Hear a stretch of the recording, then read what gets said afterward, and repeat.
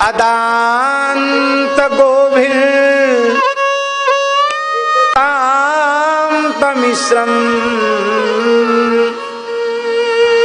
पुनः पुनश्चर्वित चरवणानाम। भगवान के चरण कमलों में बुद्धि न तो अपने आप लगती है, ना किसी के द्वारा प्रेरणा दिए जाने पर लगती है। अपने आप भगवान के चरण कमलों में मन लगता होता, बुद्धि लगती होती, तो यहां बैठकर कथा सुनने की क्या आवश्यकता थी? 3-4 घंटे क्यों बैठते यहां? फिर अयोध्या, वृंदावन, चित्रकूट जा जाकर सत्संग करने की क्या आवश्यकता थी?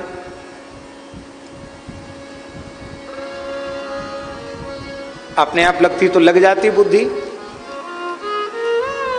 और लगाए जाने से लगती तो जो लगाने की कोशिश में लगे हुए हैं, प्रवचन कर करके सबकी बुद्धि भगवान में लगाना चाहते हैं, कई बार भगवान की प्रचंड माया के प्रकोप के कारण कहने वालों की, दूसरों को प्रेरणा देने वालों की बुद्धि भी भगवान में नहीं लगती। आवश्यक नहीं है कि हम आपको 4 घंटे 6 घंटे कथा सुनाते तो हमारी बुद्धि भगवान में ही लगी हुई हो।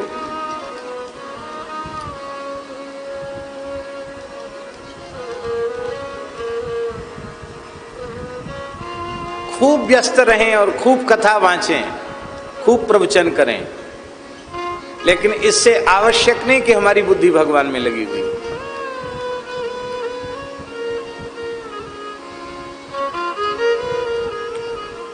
चर्चा भगवान की करते हैं, लीला भगवान की गाते हैं, बुद्धि लगी रहती है रुपया पैसा में, बुद्धि लगी रहती है पद प्रतिष्ठा में, बुद्धि लगी रहती है मान बढ़ाई में, बुद्धि लगी रहती है ईंटा पत्थर में। ये जितनी बड़ी बड़ी संस्थाएं, स्वामी जी, ईंटा पत्थर के अलावा और है क्या? बुद्धि ईंटा पत्थर में लगी रहती है। भगवान में जिनकी बुद्धि लगी हुई हो, आहा क्या कहना। भगवान में जिनकी बुद्धि लगी हुई हो वो कैसे होते हैं? वो पूज्य पंडित श्री सद्गुरुदेव श्री जगन्नाथ प्रसाद भक्तमाली जी के जैसे होते हैं। भगवान में जिनकी बुद्धि लगी हुई हो वो पूज्य अनंत श्री संपन्न सद्गुरुदेव भगवान श्री गणेश दास जी भक्तमाली जी के जैसे होते हैं।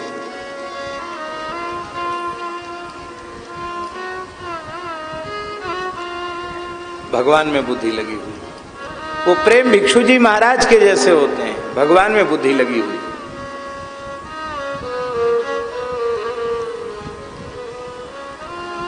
भगवान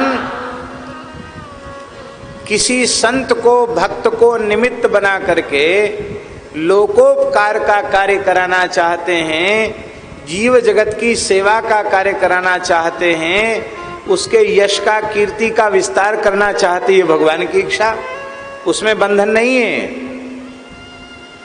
पर यदि हमारे मन में भगवत भागवत चर्चा करके किंचित भी संसार की किसी भी वस्तु की चाह है तो दिनों रात चर्चा करने पर भी हमारी बुद्धि भगवान में लगी हुई है, यह नहीं माना जाएगा। न तो अपने आप बुद्धि लगती है भगवान में, न लगाए जाने से लगती है। किसकी? मिथो विपद्येत गृहव्रतानाम, गृहस्थानाम नहीं, गृहव्रतानाम। एक तो गृहस्थ होते हैं और एक गृहव्रती होते हैं, 2 तरह के लोग होते हैं। गृहस्थ होना निंदित नहीं है। धन्यो गृहस्थाश्रम, गृहस्थाश्रम धन्य है। अच्छा एक बात बताओ, सेवा लेने वाला बड़ा होता है कि सेवा करने वाला बड़ा होता है? हाँ, ये सेवा करने वाला बड़ा होता है, सेवा लेने वाला बड़ा नहीं होता। ब्रह्मचारी, वानप्रस्थी और यति, सन्यासी, साधु, संत, ये तीनों लोग गृहस्थ की सेवा स्वीकार करते हैं। सेवा करने वाला गृहस्थ है और 3 आश्रम सेवा लेने वाले हैं। इसलिए धर्मशास्त्र में लिखा है गृहस्थाश्रमी पिता के तुल्य है तीनों आश्रमों का, पिता के तुल्य। जो सबका पालन पोषण करे उसको ही पिता कहते हैं, वो पिता के समान है।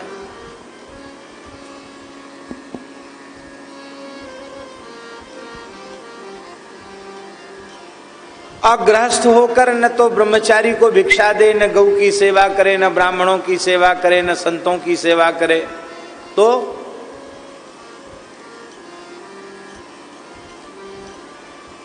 श्री कबीरदास जी महाराज कह रहे हैं,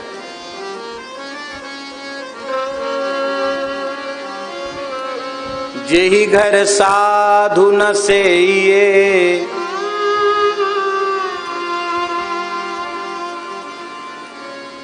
जेहि घर साधु न सेइये,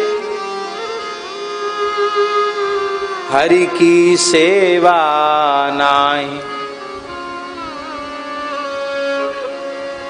जेहि घर साधु न सेइये, हरि की सेवा नाहि।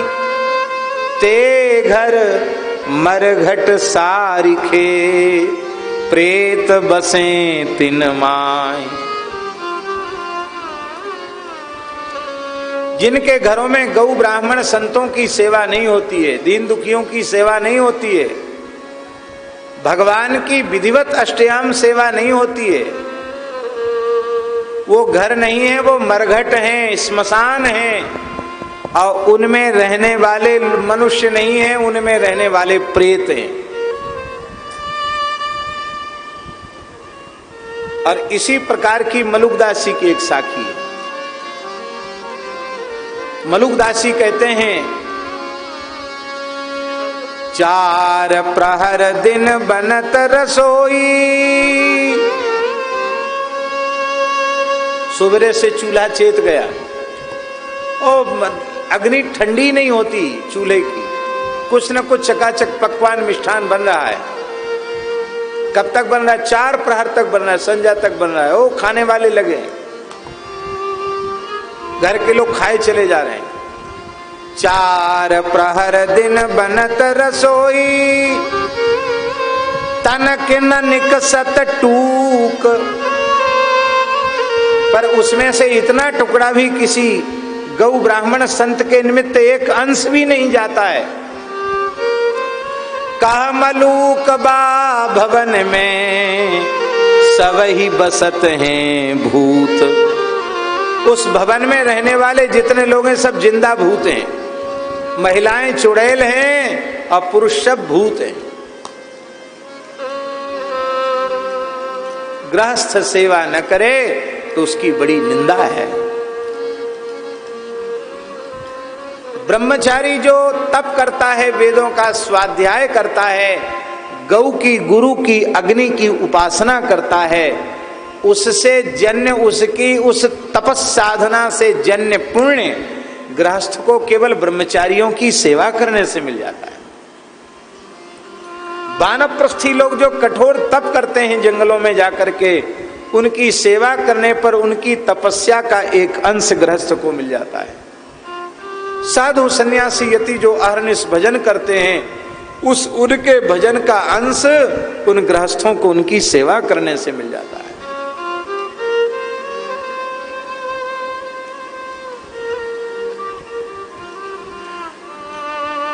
तो ना तो अपने आप बुद्धि लगती है, न लगाए जाने से लगती है। ग्रहव्रता नाम, गृहस्थ की निंदा नहीं, ग्रहव्रती। एक ग्रहव्रती होते हैं।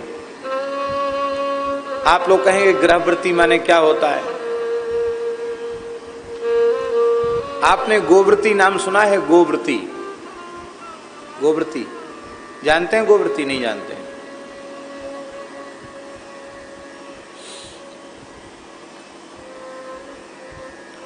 भारतीय देसी गायों के, वेद लक्षणा भारतीय देसी गायों के दूध दही घी को ही अपने भगवान की सेवा में, श्राद्ध तर्पण देवाराधन आदि में उसी दूध दही घृत का प्रयोग करना,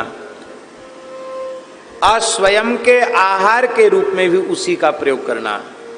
बाजार के दूध दही घी खोगा खोवा मावा इसको छूना भी नहीं, और नित्य प्रति गाय को ग्रास खिला करके, गाय को प्रणाम करके तब भोजन करना। इस प्रकार की प्रतिज्ञा जो लोग कर लेते हैं उनको कहते गोव्रती।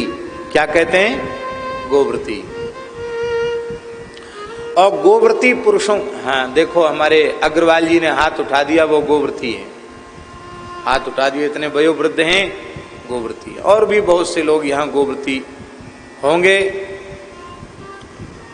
और आहार शुद्धि बिना गोव्रती हुए नहीं हो सकती। और गोरक्षा का भी श्रेष्ठ उपाय है गोव्रती होना। मान लो हम एक उदाहरण देते हैं कि पूरे ध्रांगध्रा नगर के लोग गोव्रती हो जाएं, तो जितनी मिठाई की दुकानें हैं, डेयरी की दुकानें सब बंद हो जाएंगी। क्यों? वो तब खुलेंगी जब उनके पास ये प्रामाणिकता होगी कि हमारे पास जो भी दूध दही घी आदि है वो विशुद्धतम भारतीय देसी गायों का ही है। ऐसी व्यवस्था बन जाएगी तो वो दुकान खोलेंगे। अब दुकान में माल बिकेगा ही नहीं तो दुकानदार दुकान क्यों खोलेगा? तो पहले गौशालाएं खुलेंगी, इसके बाद मिठाई की दुकान खुलेगी, इसके बाद दूध की दुकान खुलेगी। तो कितने बड़े पैमाने पर गोवंश की रक्षा हो सकती है? बहुत बड़े पैमाने पर गोवंश की रक्षा हो सकती है। तो गोव्रती होना ये गोवंश की सेवा का, गोवंश की रक्षा का एक श्रेष्ठ उपाय है। आप लोग कहेंगे कि महाराज व्यवस्था कहां से होगी? आप पक्का निश्चय कर लो, सब व्यवस्था हो जाती। निश्चय पक्का हो, थोड़ा कष्ट सहने का भी निश्चय कर लो, न मिलेगा तो हम फल खा के रह जाएंगे, सूखी रोटी नमक के साथ खा के रह जाएंगे, पर हम लेंगे तो वही लेंगे, तो अपने आप व्यवस्था हो जाएगी। स्वामी जी भगवत कृपा से अपने मलूक पीठ में और कुंभों के अवसर पर भी, जहाँ हजारों लोगों की नित्य पंगत होती है, वहाँ भी पूर्ण गोव्रती व्यवस्था होती है। भले ही बहुत महंगा पड़ता है, दूसरे लोगों का जितने धन में पूरा कुंभ हो जाता है उतने धन में ठाकुर जी के कुंभ का घी खरीद के आता है गौशालाओं से, वो भी दुकानों से, बाजार से नहीं, गौशालाओं से। जो अपनी परिचित गौशालाएं हैं उनको पहले से कह दिया जाता है भैया घी बनाना शुरू करो, कुंभ में जाएंगे हम लोग, तो घी की व्यवस्था होती है। तो सोचने से, चाहने से सब कुछ हो जाता है। रिफाइंड का प्रयोग नहीं करना चाहिए। बहुत से लोग सोचते हैं कि रिफाइंड जो है गोव्रती है, रिफाइंड गोव्रती नहीं है। रिफाइंड का बिल्कुल प्रयोग नहीं करना चाहिए। रिफाइंड माने क्या होता है? शोधित, कहने ये तेल का, ये मूंगफली का रिफाइंड है, ये सोयाबीन का रिफाइंड है, ये अमुक सरसों के तेल का रिफाइंड है। तो जो रिफाइंड है, जिसका शोधन कर दिया गया है, उसकी कीमत ज़्यादा होनी चाहिए, और जो सीधा सीधा तेल निकलता है उसकी कीमत कम होनी चाहिए। लेकिन उल्टा है, शुद्ध सरसों का तेल खरीदोगे तो उसकी कीमत ज़्यादा है, रिफाइंड खरीदोगे तो उसकी कीमत कम है। पर लोग पता नहीं अन्न खाते हैं कि क्या खाते हैं, इतनी भी उनको बुद्धि नहीं कि जिसका शोधन प्रक्रियाओं से किया गया है उसकी कीमत ज़्यादा होनी चाहिए।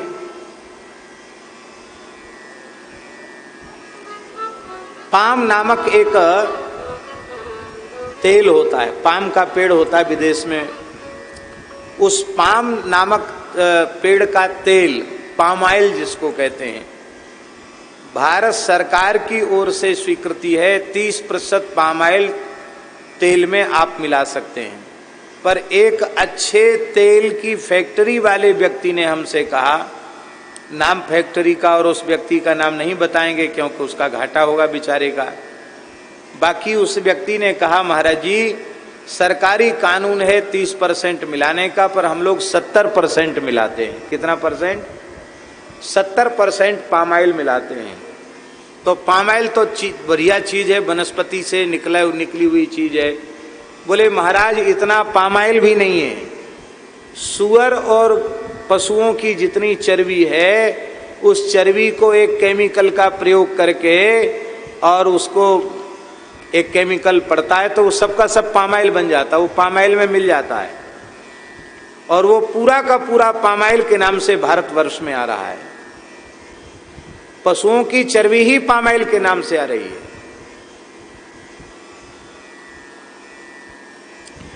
अभी अयोध्या जी में एक महापुरुष ने, रामकुंज वाले महाराज जी ने बताया कि हमारा एक शिष्य है, रिफाइंड तेल का काम उसका है। उसने कहा महाराज हम काम तो रिफाइंड का करते हैं, केमिकल्स आता है, कितना गंदा होता है, आपको हम फैक्ट्री चल के दिखा देते हैं, आप जीवन में कभी रिफाइंड को छूना नहीं। ये रिफाइंड की बात है। तो शुद्ध तेल, सिंगदाना लेकर के, मूंगफली लेकर के आप उसको पिलवा लीजिए, शुद्ध तेल प्रयोग कीजिए, कोई हानि नहीं है शरीर के लिए। शुद्ध सरसों का तेल प्रयोग कीजिए, उसकी खली गौ माता के काम में आ जाएगी, और शुद्ध सरसों का तेल प्रयोग कीजिए, कोई घाटा नहीं है। ये कुटा पिसा हुआ पाउडर जो मसाला है ना, वो भी कभी घरों में नहीं लाना चाहिए, वो भी अत्यंत अशुद्ध है। इसलिए सूखा खड़ा मसाला मंगाओ, खल्लड़ से मिक्सी से कूट करके बढ़िया पवित्र वस्तु बनाओ, घर के ठाकुर जी को भोग लगाने के योग्य हो, संत सेवा के योग्य हो। समस्या तो यह है महाराज जी, रसोई घर ही पवित्र नहीं है, और आग्रह यह है कि हमारे घर में आके भोजन करें। कैसे करें भाई भोजन?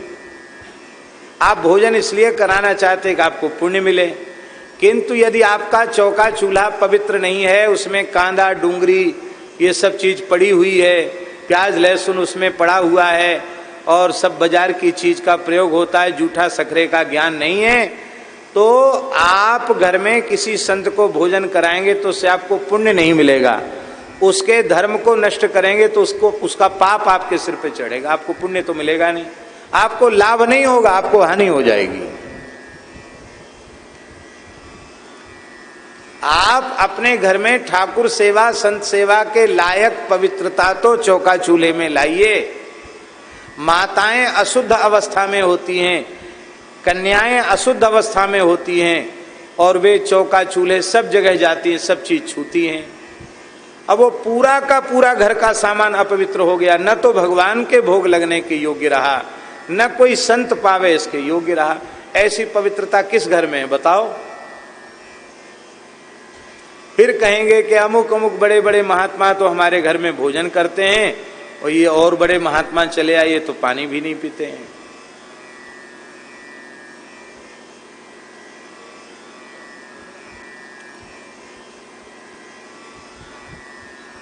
आजकल के लोग सीधे ही कह देते, अरे महाराज आप क्या पुरानी आचार विचार वाली बातें लेकर घूम रहे हो?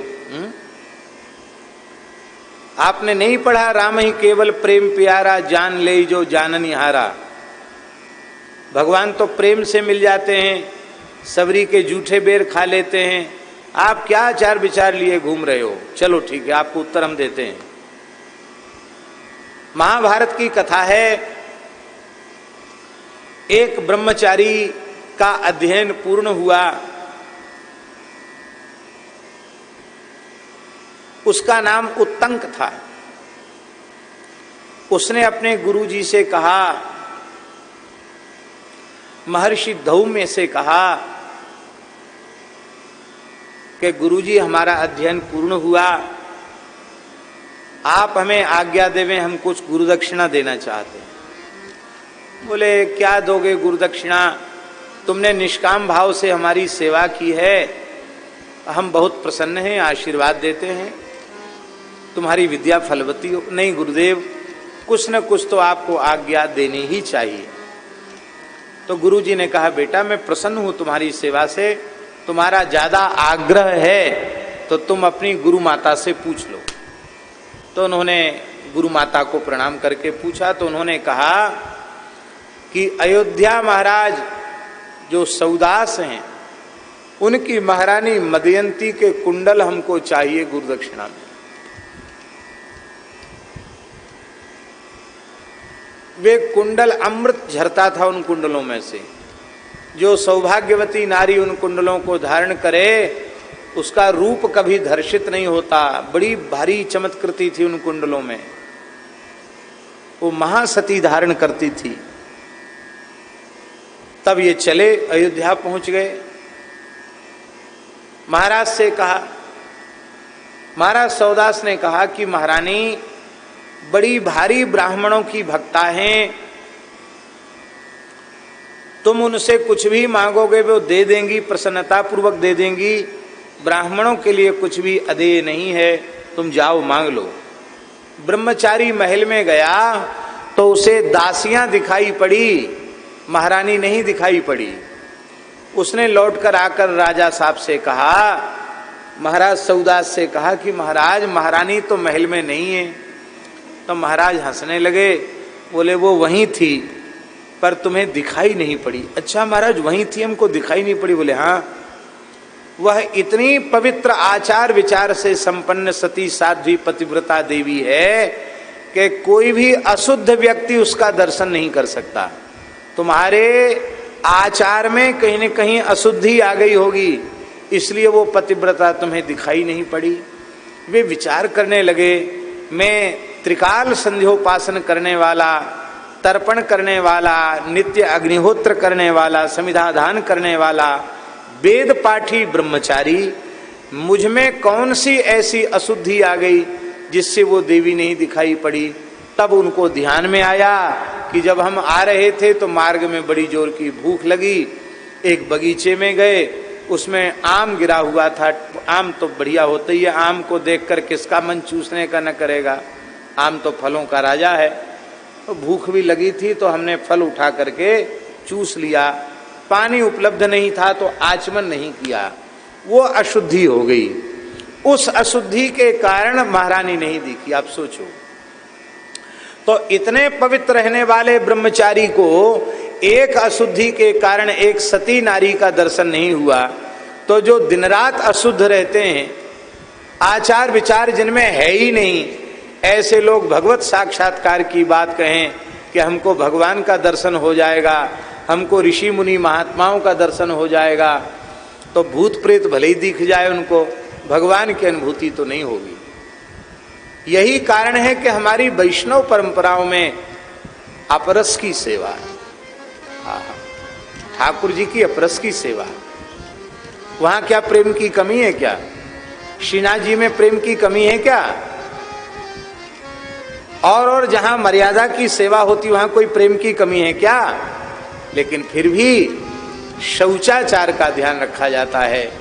शौचाचार का ध्यान रखना चाहिए, पवित्रता का ध्यान रखना चाहिए।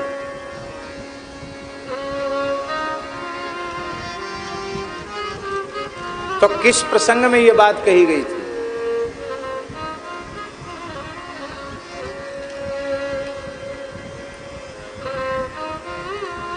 अंघ्री अंबुज पांसु को जन्म जन्म हो जाची हो।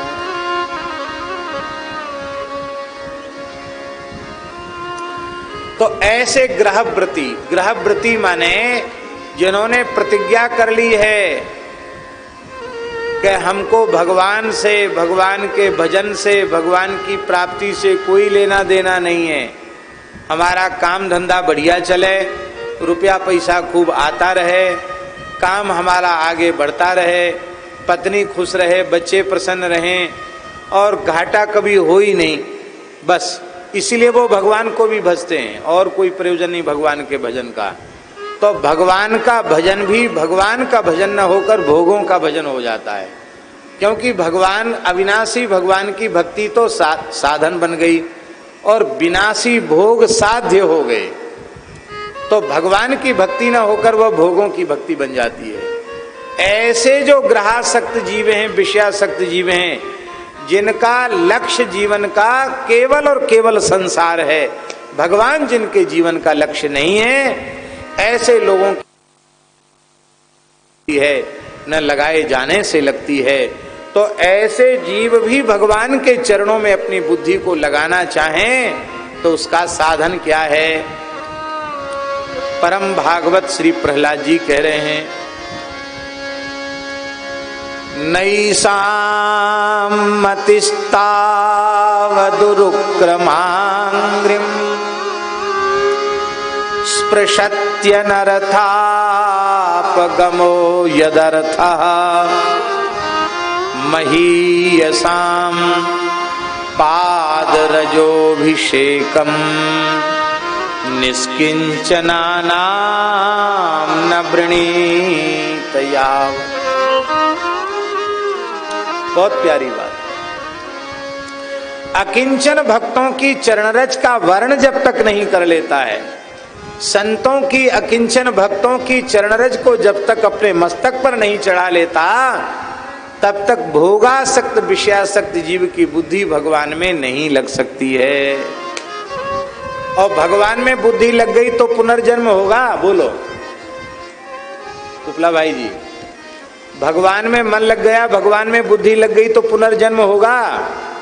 इसका मतलब है संत चरणरज की प्राप्ति होती बुद्धि मन इंद्रियां सब भगवान में लग जाएंगी।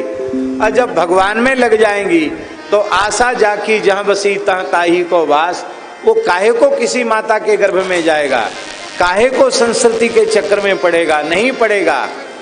पर उसके मन का ये भाव होता है कि यदि भगवान की इच्छा हो कि मैं धरती पर जन्म लूं तो हमें कोई समस्या नहीं है, मैं बार बार धरती पर जन्म लेना स्वीकार करता हूं, सुखपूर्वक स्वीकार करता हूं।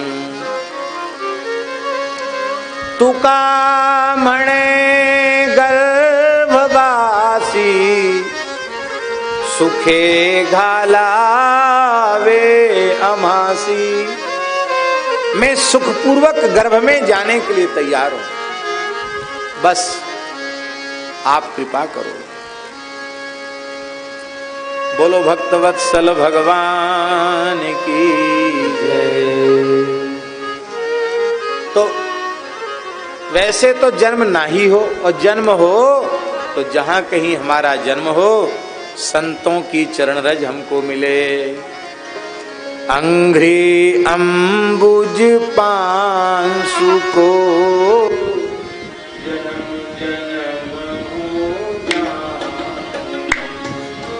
अंघ्रि अंबुज पांसु को जन्म जन्म हो जाछि हो। प्राचीन बरही सत्यव्रत रहु गण सगर भगीरथ। प्राचीन बरही सत्यव्रत रहु गण सगर भगीरथ।